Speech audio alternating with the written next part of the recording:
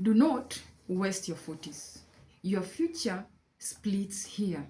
This is where most of our time our future is split. And that's why today I want to talk about this age 40. Why are we not supposed to waste it? Why should we handle it with a lot of caution? Why should we make decisions that will not waste our 40s? My name is Priscilla, and this is Investor 360, where investment and money is simplified for the consumption and easy consumption of investors. So today we want to look at this age 40. Why is it very key to us? Why is it very paramount to us? And why are we supposed to take care of it in the sense that we don't waste it? Remember, look at two children raised by the same parent, the same age, but by the time they are 65, when they are going to retire, they retire so different. What makes this split? And that's why I told you that don't waste your 60. I'm sorry. Don't waste your 40, because this determines your future. How will your future look like? How will your retirement look like? If you want a comfortable and a good retirement, then you need to take care of your 40s. If you want a stressed and anxiety in your retirement, then don't care. Don't even watch this video. Go to the next video that you prefer. So why are we looking at 40? Look at two children. Let's assume all of them are men. They have been raised by the same parents, in the same household, in identical school, and then in the same job.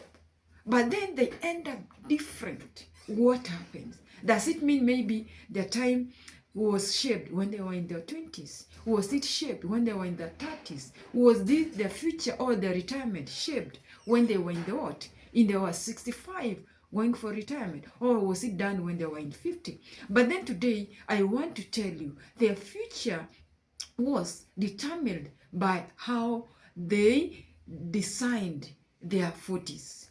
What decision they make in their 40s that shaped their future. And that's why I'm here today. We want us to see how can we design our 40s so that it will work to our own advantage. Let's look at some of the decisions that we make when we were in our 40s. Remember, this is the time when most of our people are doing what? Are earning. They're earning at a peak.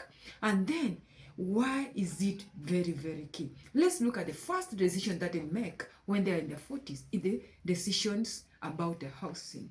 What kind of a house do they want to do what? To live. And remember, this is the time of the peak of their career. They're earning. If they're earning maybe less, their promotions comes with experience. Now that you've been working for the last from 25, now you're 40. This is the time you get promotions. So that means your income does what? Your income goes up. When your income goes up, what happens? The desire, the preferences changes. That's why we need to be very, very careful so that we don't make decisions that are going to affect us. Let's talk about housing.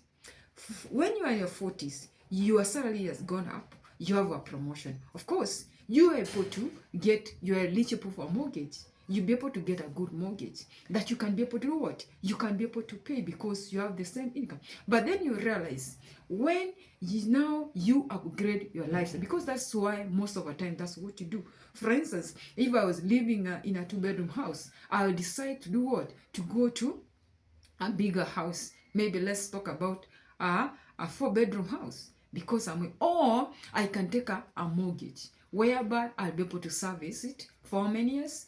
Let's talk about 25 years. Most of the time, for those people who are working in banks, you are able to get a loan for 25 years. That's the time you're paying for this loan. Imagine you are paying for a loan. By the time you're going to retire, that's the time that you'll be clearing the loan. And that's why you need to be very careful. We make decision that this is the time that we need to make decision. This is not the time we're supposed to upgrade our lives. Because if you upgrade your life now, you'll be forced to downgrade your life when you're going for retirement, your house, I mean, when you go for retirement. And that's why you need to be very, very careful. The first thing that is on housing, sometimes you can upgrade your house. I'm not saying that whenever money comes, you don't upgrade your house, but you need to be very, very cautious. You need to be very, very careful that you don't upgrade it to an extent that it compromises your saving. This is a time that you need to save enough that to be able to support you and your family. Remember, when you're on your 40s, this is where we have what you call compounding. When you're 40, you have a whole 25 years for the money that you save to compound. When you're 50, you have 15 years remaining. When you're 55, we have how many years remaining? You have 10 years remaining. So, shillings saved at your 40 is able to get you an approximate of 4 shillings by the time you go for retire. A shilling saved at what? At 50 is able to get you 1, 2.5 shillings by the time you get to retire 65. And a shilling saved at your 50 can only give you how much? It can only give you 2 shillings by the time it goes to retire. So that means if you start saving early, that's when you're 40, you would be able to get how much?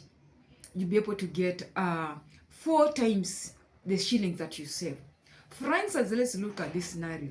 Like myself, let me say that maybe I'm 40. And then I start saving at 40. By the time I'm getting to 65, I'll be able to have 4 times what I've saved. So what does it mean? A shilling that is saved at 42 years old works drastically fast than a shilling saved at what? At 50. And that's why we need to start early because of the compounding multiplier that you see. I've told you it get to 4. And that's why we need to be very, very cautious. But most of our time, let's look at this scenario. I'm going to give you 3 scenarios. For instance, myself, I'm at 40, I've started saving, let's say maybe 15% of my income. That means by the time I'm 65, I'll have saved 4 times what I've saved. And then someone somewhere says, you know what? Wacha niponde raha kidogo. Maybe start saving maybe 5% at 40. And by the time this person is 50 years old, start saving now 15% of what I'm saving when I'm starting at 50. Then by the time this person gets to 65, what I've saved would be more than what he has saved. That's the reality. If I had a board, I'll be able to do the maths. But in our next class, we'll be able to do that mathematics so that we'll be able to understand that. Then look at someone. Someone says, you know what? Raha jipe mwenyewe. And life comes once at a time. Tukule raha kidogo so that we'll be able to proceed. What happens? This person says, you know what? I think whatever the promotion I've gotten at 40, let me now expand my lifestyle. You do what? You expand your lifestyle instead of you expanding your what? Your savings. So this person upgrades the house, the car, and everything. By the time this person is 50, retirement sets in. And then retirement saying, hello. And then it's like started to panic. Decides to save 20% of what this person earns. By the time this person gets to 65, whatever you will have saved will not be equal to the person who started with 15% at 40. And that's why we need to start early. And that's what I'm trying to train ourselves. Let's start early because of the power of compounding multiplier. That if I start saving my 1 shilling now at 40, by the time I get to what? By the time I get to 65, will be able to give me 4% of my retirement. That means just go do your maths. For instance, if you are saving 20,000 and then get 4% of that by the time you get to 65. Look at how much you leave. This one will be covered in our next class. So, what are these decisions that we make at 20 that affect us? The first one I said is your housing. You need to be fairly careful. You rather decide to be in a modest house, whereby you'll be able to save more that will be able to generate more uh, cash flow. Someone told me that your shillings now that you save now is your servant that is going to do what? To serve you when you be going for retirement. And that's why we need to be very, very cautious about it. Decision number two is on housing. Not really housing, but vehicles, the type of worker. I remember I'm telling you, know what? When you get a promotion, if you are using a Vitz, you decide, you know what? Now I want to get a Range Rover. That will be able to consume a lot of fuel. Insurance is high. Even the mortgage cost is high. So that's why we need also to be very, very cautious that we don't upgrade our lifestyle in terms of the kind of vehicle we drive. I know it's good to be visible that you're earning. You know what? You want to show people that's my success. I've succeeded in life. So why should I drive a Vitz? Why should I drive a Fielder? And that I'm able to afford a mortgage to buy a car. Instead, now let's look at maybe you're earning around maybe, let's talk about maybe 120,000. So your salary has gone to 200,000, right? So you upgrade your lifestyle. Unataka kununua gari ya ngapi? Maybe let's talk about you want an Harrier. If not an Harrier, maybe, I don't know these big cars, but let's give an example of an Harrier. And then look at the consumption of Harrier. How much is insurance? How much is spare parts? Maybe let's talk about a lot of money for you to maybe to repair this. Insurance is high. So the money that was meant to go to your what? To go to your savings for your future is being consumed by your car. Something that you don't, I know it gives you comfort, but if I use a Vitz from here to town and someone uses an Harrier, what's the difference? People say it's good to look good, less your wealth be visible. But for me, I'll say that for now, at the age 40, for some reason, we might make decisions that are going to affect our future. And that's why we need to be very, very careful about it. Then another thing that we do is on children education. Yes, I'm talking to you. Children education. I'm not saying that you take your children to fun schools just because you want to save, you want to take you to. But there are those schools that are modest, average schools. But then most of the time, you want to take your child to a private school whereby your school fees per term is 700,000 per term. Mark you, 700,000. Instead of you taking, if I take my child to where I'm paying maybe per term 50,000, 55,000, I don't think whether that's bad. And every school we have the same teachers. It's only where it is maybe at other facilities that we don't. And that's why I'm telling you that it's good your child to have good education. It's good to take your child maybe to go outside. Maybe you want to take them to international universities. It's okay. But then look at your lifestyle. Look at, are you able to afford it? If you're able to afford it, at the same time you're able to save for your retirement, better do that. But you feel like you can't support it, you just take cash out money meant for your retirement for you to take your children to school, then I think you're making a wrong mistake that will cost you. And it will cost you to an extent that when you're going for retire, you might be forced to sell your home. You might be forced to sell your lifestyle. You might be forced to even sell your own house.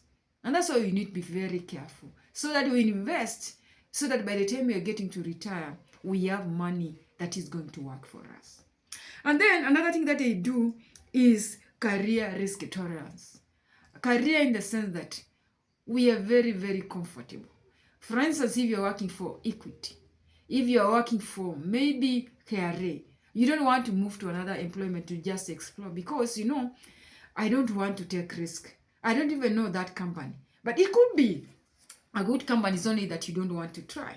So, because of those reasons, we find ourselves in the same career today, 3 years to come, 10 years to come. By the time you are 50, you feel like, now this is the time I want to try. But then, on the process of trying, what happens? you lose employment. But then when you're on 42, you can always recover. But what about 50 something? It's not easy. And that's why you need to do it at your 40. You try it. If you risk, you have an opportunity to try elsewhere. There's a time that the years get relevant. Someone looks at, how old is that person? Maybe, I don't know. We need someone younger than that. So it will be hard for you to do what? To change career. Another thing that we need to look at is lifestyle inflation acceptance. I'm telling you, lifestyle inflation acceptance, whereby you got a promotion, you want to upgrade to a bigger house, you want to drive a big car, you want to give. I'm not saying that giving is not good, but there are those people who give just to be seen. You know what? You are able to do that. So everything in that house is just for display. You want everyone to see, you know what, this is my success. You need to know that I'm the manager in wherever I'm working. I'm the director. I'm everything. By the end of it, we find the money that was meant to be saved is being eroded or depleted by lifestyle inflation. You want people to see. You want to go to expensive dinners. You want to go for expensive vacations. I'm not saying that you're not supposed to go for vacation, but you also need to balance the vacations and the saving, because whatever you save today, they say save me today, I'll save you tomorrow. And that's why I'm encouraging us to save, invest in opportunity that you'll be able to get us returns, give us more optimal return. In our next class, there's another class I want to design, whereby we'll be talking about alternative investment option that we have. For some reason, you can say, you want us to save. Then after that, what next? Where can we invest this money? We're going to talk about it in our next class. And so, this is in my parting thought. The first thing is that imagine yourself at 70 years. And then, in the first scenario, you are seated. You're wondering, which is my grandchildren I'm going to visit this month? What about vacation? How about going to Mombasa? And then there's me here, who is trying to wonder, how is my medical bills going to be paid? Which one of my children is going to pay for me? Oh my God. Who is going to pay my rent? Oh my God. Who is going to pay my insurance for my car? Oh my God. A lot of anxiety. You're wondering, what next?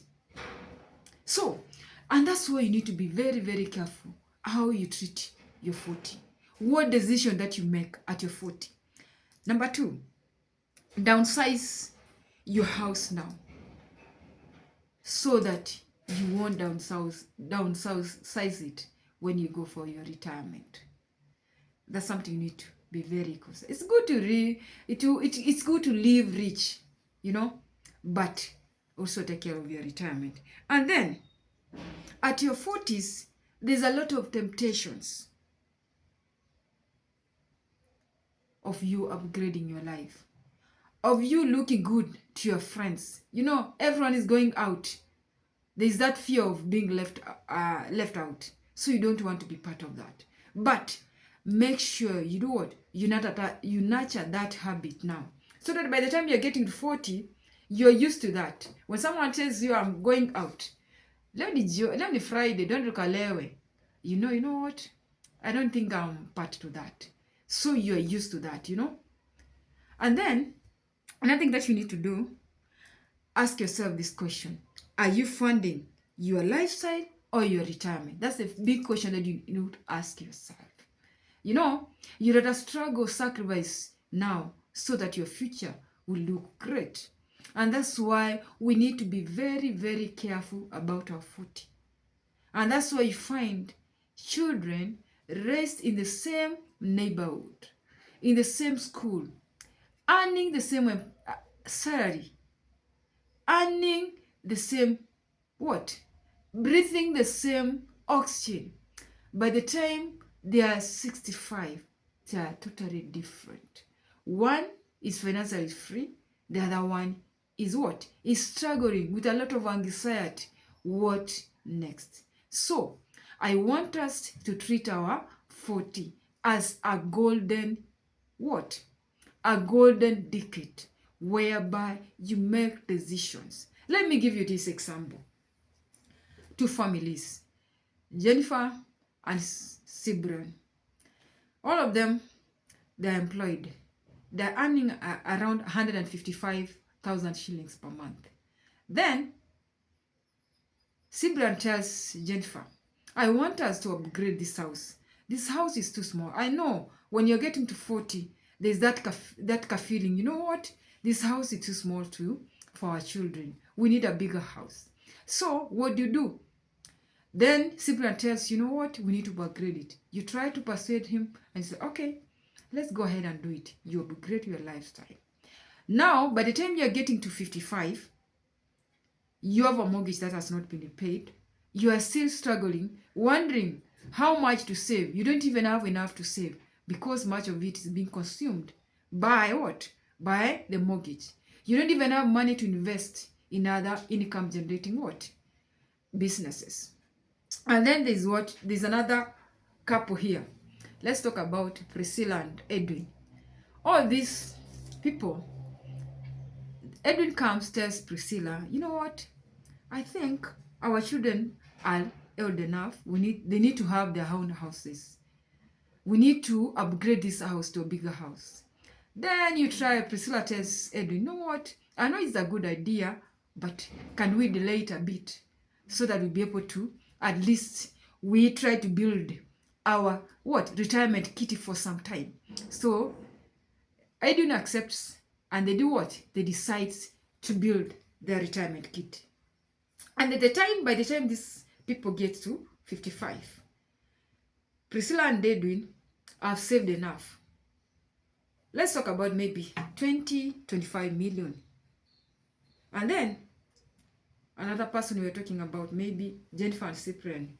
They have a mortgage to pay. They have no saving. And they're trying to wonder, to figure out how is their retirement going to look like. So I think we have learned a lot. I know there's a lot that we can gain as far as retiring early is concerned. Why should we treat our 40 with a lot of caution? I know we have learned. Pick 2 to 3 lessons from this and try to do what? Try to exploit and practice it so that by the time we are getting to 65, you retire strong, financially free, without any anxiety. So thank you so much. Maybe you want to learn more.